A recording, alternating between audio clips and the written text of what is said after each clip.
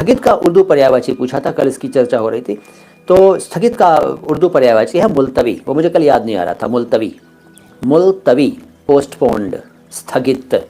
हाकिम शब्द का अर्थ पूछा है म्यूज़िक बॉय शर्मा ने। तो शर्मा जी, हाकिम का मतलब है हुकूमत करने वाला, जिसका हुक्म चलता हो वो हाकिम, जिसका शासन चलता हो, जिसकी हुकूमत चल रही हो वो हाकिम। राजा बादशाह शासक के सेंस में है ये।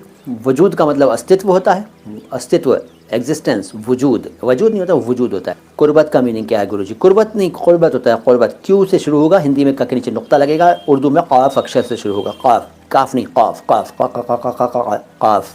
कुर्बत यानी नज़दीकी, निकटता, क्लोजनेस। फारसी का एक शब्द है रास्ता, रास्ता, वे, पाथ, मार्ग, ठीक है। रास्ता, रास्ता है लेकिन रास्ता चलता है फारसी का, और हिंदी में खूब चलता है। एक शब्द है रुस्तम, रुस्तम भी फारसी का शब्द है और नाम के रूप में हमारे देश में खूब इस्तेमाल होता है। रुस्तम सिंह, रुस्तम खां, रुस्तम हुसैन, है रुस्तम कुमार, रुस्तम खूब चलता है, फारसी का है।